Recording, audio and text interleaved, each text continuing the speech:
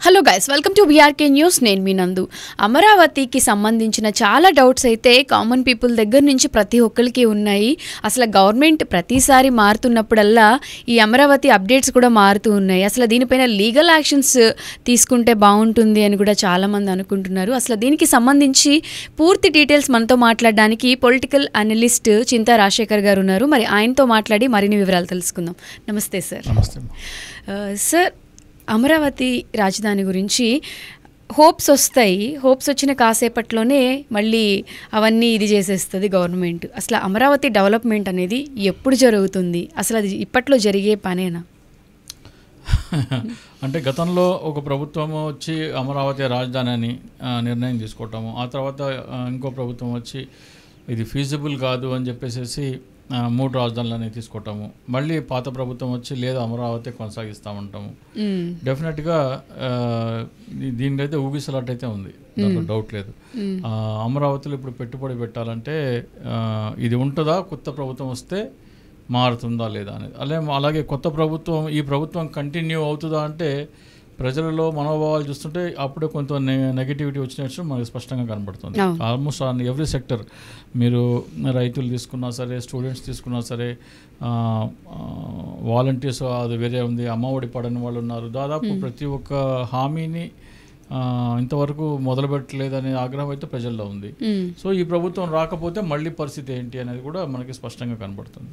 అలాగే జగన్మోహన్ రెడ్డి ఎక్కడికి వెళ్ళినా సరే ఆయనకి జనాలు, ఆయనకి ఆదరణ లేదు, పట్టించుకోవట్లేదు అన్నట్టున్నా సరే ఈ గవర్నమెంట్ కంటిన్యూ అవుతుంది అని అనుకోవచ్చు.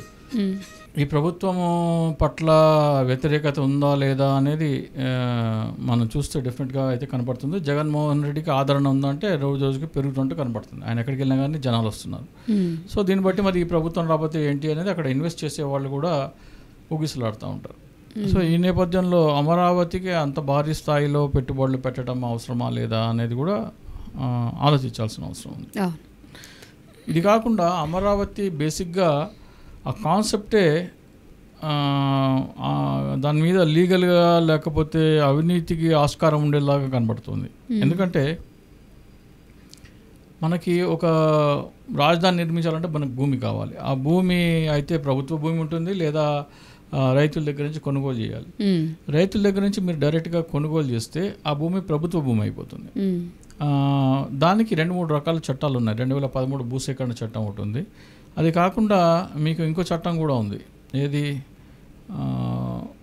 ఈ చంద్రబాబు నాయుడు తీసుకొచ్చిన చట్టం. ఆయన ఏమంటారంటే ల్యాండ్ పూలింగ్ యాక్ట్ అని తీసుకొచ్చారు. ఆయన ఎకరం మీరు మాకు రైతుకి మాకు భూమి ఇస్తే మేము డెవలప్ చేసి మీకు 1200 గజాలు, అదే 25% భూమి ఇస్తాము అని చెప్పేసి చెప్తున్నారు ఆయన. అలాగే 50% ఏమో రోడ్స్, పార్కులు దానికి పోతుంది, 50% ప్రభుత్వం దగ్గర ఉందని చెప్తున్నారు. చంద్రబాబు నాయుడు గారు ఇంకో మాట ఏం చెప్తున్నారు? ప్రభుత్వం దగ్గర మిగిలిన భూమి విలువ 5 లక్షల కోట్లు అంటున్నారు. అలా అంటే మరి రైతులకు మిగిలే భూమి కూడా 5 లక్షల కోట్లు. మీరు రైతుల దగ్గర భూమి కొంటే మీరు 6-7 వేల కోట్లలో మొత్తం భూమి మార్కెట్ రేట్కి డబ్బులు ఇచ్చినా కానీ 6-7 వేల కోట్లతో కొనేసే పని. కొనేస్తే ఆదాయం ప్రభుత్వానికి వచ్చేది. ప్రభుత్వానికి రావాల్సిన ఆదాయం భూములు ఇచ్చిన వాళ్ళకి, లేదా భూములు చౌకగా కొట్టేసిన వాళ్ళకి, అసైన్డ్ భూములు కొట్టేసిన వాళ్ళకి ఇవ్వడం వలన ఏమైందంటే ప్రభుత్వ ఖజానాకి రావాల్సిన ఆదాయాన్ని ప్రైవేట్ వ్యక్తులకి పంచారు అనేది ఒక ఆరోపణ వస్తుంది ఇక్కడ. ఈ ఆరోపణ చాలామంది ఏమంటారంటే అసెంబ్లీలో ఒక చట్టం పాస్ అయింది. ఏమని అంటే ఈ ల్యాండ్ పూలింగ్ యాక్ట్ అనేది చట్టం అయింది కాబట్టి చట్ట ప్రకారంగానే చేశారు కదా అని, దాంట్లో తప్పే ఉంది అంటున్నారు. ఇదే పని మరి ఢిల్లీ లిక్కర్ స్కామ్లో కూడా అరవింద్ కేజ్రీవాల్ ఒక చట్టం తీసుకొచ్చాడు. పాత ఢిల్లీ లిక్కర్ చట్టం తీసుకొచ్చి కొత్త ఢిల్లీ లిక్కర్ చట్టం 2022లో తీసుకొచ్చారు. ఆయన ఏం చేశారు? డిస్ట్రిబ్యూటర్లకు ఇచ్చే కమిషన్ని 5% నుంచి 12.5% పెంచారు. 12.5% పెంచి ఆ 7.5% ప్రభుత్వ ఖజానాకి లాస్ అని. సో ప్రభుత్వ ఖజానాకి రావాల్సిన ఆదాయాన్ని నువ్వు డిస్ట్రిబ్యూటర్ పంచుతున్నావు అనేది ఆయన కేసు. సేమ్ ప్రభుత్వానికి రావాల్సిన ఆదాయాన్ని నువ్వు ప్రైవేట్ వ్యక్తులకు పంచుతున్నావు అని అరవింద్ కేజ్రీవాల్ మీద కేసు పెట్టారు, అరెస్ట్ చేశారు, జైలుకి పంపించారు. మరి సేమ్ పని చంద్రబాబు నాయుడు చేస్తే అది నేరం అవుతుంది కదా. అక్కడ నేరం అయినప్పుడు ఇక్కడ కూడా నేరం అవుతుంది కదా. ఈ కేసు ఎవరైనా బుక్ చేస్తే ఈ గ్రౌండ్స్ మీద అరవింద్ కేజ్రీవాల్ చేసిన నేరమే చంద్రబాబు నాయుడు చేశారు కదా, మరి అది నేరం అయినప్పుడు ఇది కూడా నేరమే అని సరే ఎవరైనా సరే ఆంధ్రప్రదేశ్ ఒక అడ్వకేట్ కానీ లేకపోతే వైసీపీ ఒక ఎమ్మెల్యే కానీ ఒక ఎంపీ కానీ లేకపోతే మాజీ ఎమ్మెల్యేలు ఎంపీలు కానీ లేకపోతే ఉండవల్లి అరుణ్ కుమార్ లాంటి వాళ్ళు కానీ ఎవరైనా కేసు వేస్తే అది హైకోర్టు సిబిఐ విచారణకు ఆదేశిస్తే మళ్ళీ అమరావతి స్టాండ్ స్టిల్ అయిపోతుంది. ఓకే, అంటే దాని మీద లోన్లు కూడా చాలా వరకు తీసుకున్నారు, చాలా పెట్టుబడి పెట్టారు. యాక్చువల్లీ అదే ఇక్కడ చాలా పెద్ద నేరం అది. అంటే మీ దగ్గర మార్కెట్ రేట్ ప్రకారం ఆ రోజున అక్కడ 8 నుంచి 10 లక్షలు 12 లక్షలు అట్లా ఎకరం ఉంది. అది కొన్నట్టయితే మార్కెట్లో మీరు ఆ రోజున భూమి కొనేసినట్టయితే మీకేమయ్యేది, మీరు 7-8 కోట్లతో మొత్తం భూమి కొనేసేపని కొనేస్తే మొత్తం ప్రభుత్వ భూమి అయితే రైతులకి అంగుళం భూమి కూడా ఇవ్వాల్సిన అవసరం లేదు. సో ఈ ఆదాయం మొత్తం ప్రభుత్వానికి రావాలి. ప్రభుత్వానికి రావాలంటే దాదాపు 5 లక్షల కోట్లు చంద్రబాబు నాయుడు చెప్తున్నారు, మనం చెప్పట్లేదు. అది 5 లక్షల కోట్లు ప్రభుత్వ ఖజానాకు రావాల్సింది భూములు ఇచ్చిన వాళ్ళకి బదిలీ చేయటం అంటే అది ప్రతి పౌరుణ్ణి మోసం చేయటమే కదా. సో ఇది ఈ కేసు ఎవరైనా వేశారనుకోండి ఈ గ్రౌండ్స్ మీద, కేసు అడ్మిట్ అయ్యగానే లోన్లు ఎక్కడెక్కడ ఆగిపోతాయి, మళ్ళీ సిబిఐ కేసు పెడితే మరి చంద్రబాబు నాయుడు మళ్ళీ అరెస్ట్ చేసినా చేయొచ్చు, నారాయణగూడ మున్సిపల్ శాఖ మంత్రి నారాయణ అరెస్ట్ చేసినా చేయొచ్చు. సో ఇవన్నీ రాబోయే రోజుల్లో కాంప్లికేషన్స్ ఉంటాయి. ఇప్పుడు వీళ్ళందరూ ఎవరు చేయకపోయినా సరే ప్రజలైనా సరే స్వచ్ఛందంగా సుప్రీంకోర్టు చీఫ్ జస్టిస్కి లేఖలు రాయడం మొదలుపెట్టారనుకోండి, మా రాష్ట్రంలో ఖజానాకి రావాల్సిన ఆదాయం ప్రైవేట్ వ్యక్తులకు వెళ్ళిపోతుంది, దాన్ని కాపాడండి అని స్వచ్ఛంద సంస్థలు కానీ ప్రజలు కానీ లేఖలు రాయడం మొదలు పెడితే అది మళ్ళీ close, chapter close. So Amaravati అనే దాని మీద ఎప్పుడు పెద్ద క్వశ్చన్ మార్క్ ఉంది. ఎందుకంటే అది మీరు ప్రభుత్వ ఖజానా లాభపడకుండా ప్రైవేట్ వ్యక్తులు లాభపడేందుకు రూపొందించిన చట్టం అది. అక్కడ ప్రభుత్వకు రావాల్సిన ఆదాయాన్ని ప్రైవేట్ వ్యక్తులు దోచుకోవడం కోసం ఒక చట్టం చేసి మేము చట్టాన్నే చట్టపరంగా మేము చేస్తున్నాం కదా, మేము అవినీతి ఎక్కడ చేస్తున్నాం అని చెప్పేందుకు చేసిన చట్టం అది. ఓకే, సో దాన్ని ఎప్పుడైనా సరే దాని మీద రిస్క్ ఉండనే ఉంటుంది. ఇప్పుడు గవర్నమెంట్ మారే ఛాన్సెస్ కూడా మళ్ళీ ఎక్కువ ఉన్నాయి అన్నట్టుగా మనం వింటున్నాం కదా సార్.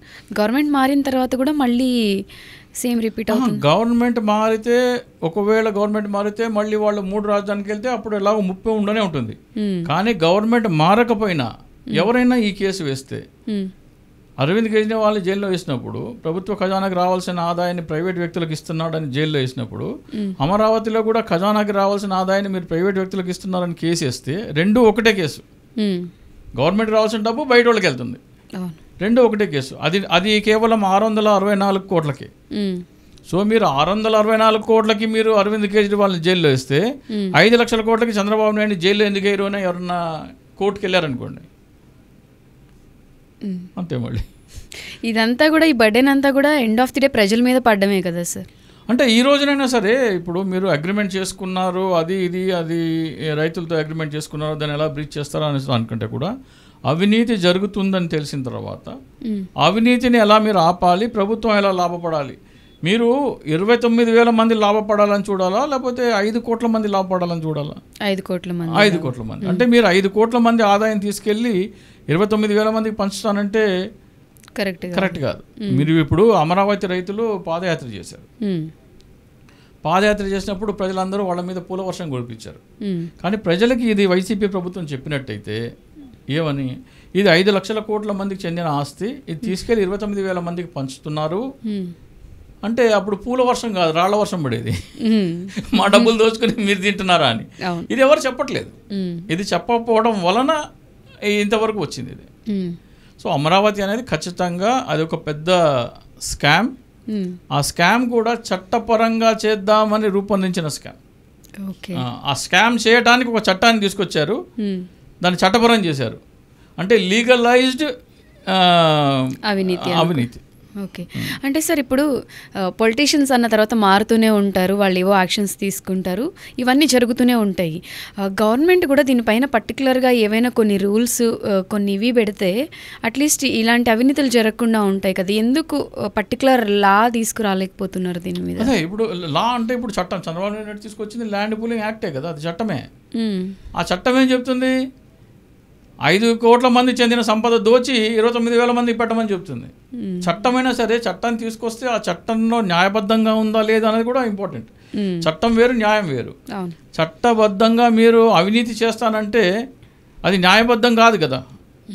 సో దాంట్లో మళ్ళీ మీరు ఏ చట్టం తీసుకొచ్చినా సరే అది న్యాయబద్ధంగా ఉంటేనే ప్రజలు దాన్ని ఆదరిస్తారు. ఓకే, అది సో మీరు చెప్పే పాయింట్ ఆఫ్ వ్యూ ఏంటంటే అవినీతిని కూడా లీగల్గా చేస్తున్నారు. లీగలైజ్డ్ కరప్షన్ అది. అమరావతి ఈజ్ నథింగ్ బట్ 5 లక్షల కోట్ల లీగలైజ్డ్ కరప్షన్. సో దీన్ని క్వశ్చన్ చేయాలి, ప్రశ్నించాలి అంటే కామన్ పీపుల్ అందరూ గట్టిగా కూర్చొని చేస్తే తప్ప అమరావతి వల్ల ఏవో బెనిఫిట్స్ జరుగుతాయి. ఇప్పుడు అమరావతి ఏకైక రాజధాని ఉండాలంటే ఉండాలి. ప్రభుత్వానికి 5 లక్షల కోట్ల ఆదాయం వస్తుంటే ప్రజలకు వెళ్లకుండా అమరావతికే ప్రభుత్వ ఖజానాకి ఆదాయం వస్తుంటే అమరావతి రాజధానిగా ఉండాలి. దాంట్లో డిస్ప్యూట్ ఏమీ లేదు. కానీ ఆ ఆదాయం ప్రజలకి వెళ్లకుండా ప్రైవేట్ వ్యక్తులకు బదలాయిస్తామంటే మరి అది కరెక్ట్ కాదు.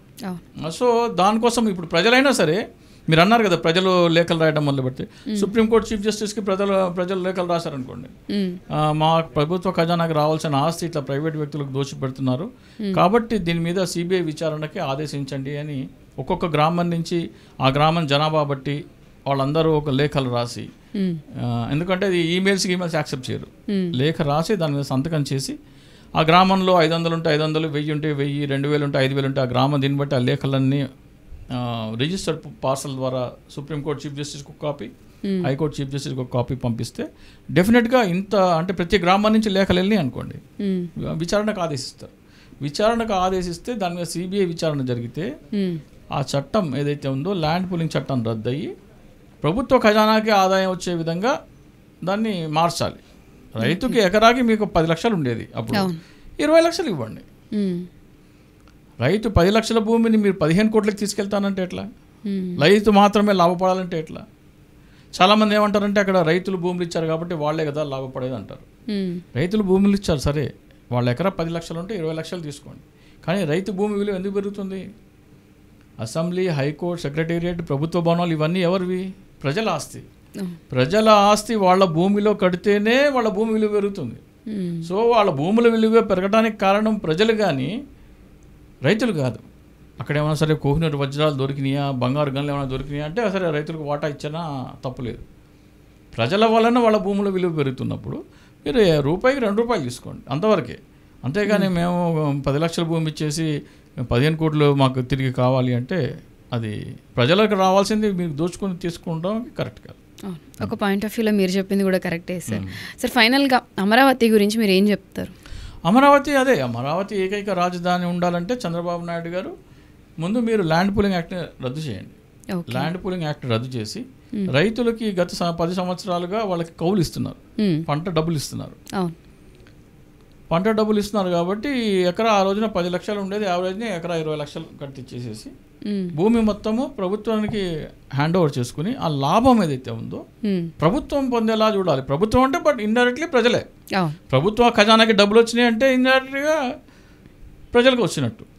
అలాగే వీళ్ళందరూ స్ట్రైక్ చేస్తున్నారు కదా, ఈ అంగన్వాడీలు కానీ, ఆశా వర్కర్లు కానీ, మిర్చి రైతులు కానీ, ఆక్వా రైతులు కానీ, లేకపోతే డిఎస్సి స్టూడెంట్స్ కానీ, వాలంటీర్లు కానీ, వీళ్ళందరూ ఎందుకు చేస్తున్నారు? ప్రభుత్వం వాళ్ళకి ఇచ్చిన హామీలు నిలబెట్టుకోవట్లేదు. ఎందుకు హామీలు నిలబెట్టుకోవట్లేదు? నిలబెట్టుకోవడానికి డబ్బులు లేవు. మీరు ఈ ల్యాండ్ పూలింగ్ చట్టం రద్దు చేసి ఎకరా 20 లక్షలు రైతుకి ఇచ్చేస్తాము, మొత్తం గవర్నమెంట్కి హ్యాండ్ ఓవర్ చేయండి భూమి అంటే ఆ డబ్బులన్నీ ప్రభుత్వం ఖజానాకు వస్తాయి. ఖజానాకు వస్తే వీళ్ళ హామీలన్నీ నెరవేరుతాయి.